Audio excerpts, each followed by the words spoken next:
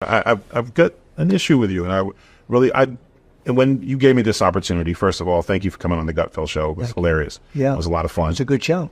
And I actually owe you an apology before we start. I've been very critical about you, how you fight all through the campaigns. I voted for you because I like policy. Right. I didn't know you as a man. And I think when you don't understand what a man fights for, you can get lost, especially with all the noise we're seeing from fake news, et cetera, created these pictures from you. Nice. So Gutfeld Show's over. Cameras are off.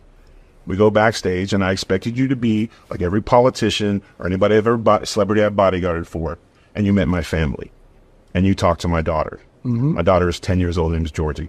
You guys talked for 20 minutes.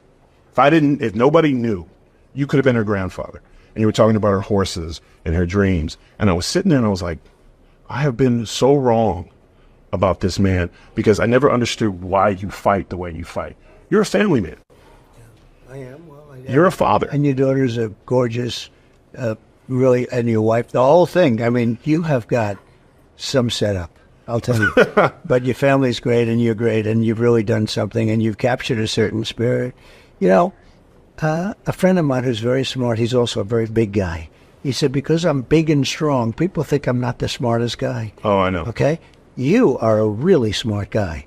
And I see it, and I've watched it, and I like the show. And we have the privilege of having had the highest rating in the history of the show when I did it a couple of weeks ago. That was his highest of all rating. time. Of all time, yeah. We beat network television. You beat everybody. And they were up 35 million homes, right. Yes. and it was a landslide. Yep.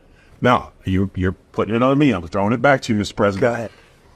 Why do we not hear more about Donald Trump, the father, the grandfather, and I did a deep dive. There are some things you have done that when they say those horrible things like he's Hitler, he's a racist, did they not forget in 1991 what you did with Nelson Mandela? Yeah. Would you care to share that? Because I would love to hear that. I never talk about it. No, you do not. And I know why, because you're a man. Yeah. I mean, I just have great relationships with a lot of people. People say that, a little bit like you do. I don't think it's a narrative the press likes. Maybe it's not even a narrative that I should have. We have to protect our country, and maybe we should let the other side. I don't even call them the enemy. I think we have more of an enemy from within than we do from outside. If you have a smart president, they talk about China and Russia and everything else. If you have a smart president, they're not going to be the problem. We have a bigger problem from within, and they hate it.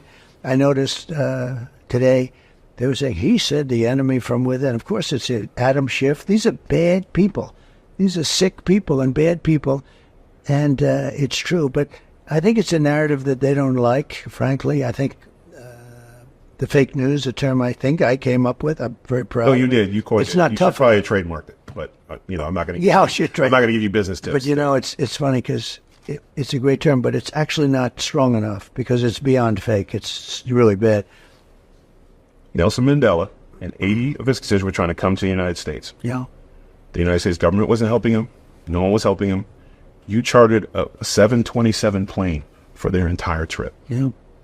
How is somebody, and it's crazy because you can talk about anything, and why is it hard for you to talk about the things you've done? It runs in your family. Your father helped build a synagogue. I mean, why do we not know those things? It's something that I've never, I love doing it. I don't need praise for it. I don't, we all like a certain level of praise, but I've never, I just like helping people. I help a lot of people, and I enjoy doing it, and I never talk about it. It's nice that you bring it up. I also think it's not a narrative that the press likes talking about, for me. But I think it would help a lot of the American people who have been misled, I myself included. Now, listen, I'm voting for you now because of the man you are, not just because of the policies, because not every American will get the opportunity that I had to saw who you were backstage. And that's why I have this list. I mean, I have testimonials. We can't go through all because I want to see them. Now, this was I had to dig deep. I like that. You donated $100,000 to raise dogs. You're not even a dog guy. Yeah. Explain that. Well, that's Lara. So I have a wonderful, the wife of Eric, and she's a terrific person. She's actually now a very big an important person in getting elected in the Republican Party. She comes from North Carolina. She loves the dogs, and I did that in her honor, actually. And if you listen to her, boy, dogs are treated very badly. They're some evil people having to do even with dogs. So I did that for my daughter-in-law. Yeah. more so than me. I don't know that much about dogs, but I want to take care of them. And I had an opportunity. You know, as president, you can do a lot of things. I did a lot. The size of the kennels, the size of the cage. You know, there's like cages that they're in. And it's terrible. It's like you have no room, no nothing. And she came in with a whole group of people. These are people that really fight hard for dogs. I mean, you have people that fight. And she's a good person, so I did it for her. I have hundreds of employees who have said things like, you've paid medical bills, you paid mortgages, rents, you've helped get family members. There's one story in here where a brother came in with a business plan, nobody would hear him. You gave him 10 minutes, you shook his hand, and you cut him a check. Yeah. Why is it so hard for you and even your team? I'm a little upset. These are things that I think the American people need to know. And I get it, you're humble because you're a father first, yeah, and a grandfather. And that's something, again, one thing we need in this country is we need a father figure again. We need husbands and boyfriends and young men we need to see that fathers are capable of great things, because we've dealt with it, especially in the last 3.5 years, a complete dismemberment of what it is to be a man. We're under attack for everything. We are. Well, actually, manhood is under attack. Yeah. I see things that are so beautiful, and the next day I see they're knocking the hell out of somebody for doing something that a day before I said, what a wonderful thing. No, we have to get back a little bit more. You know, the other thing under attack is religion.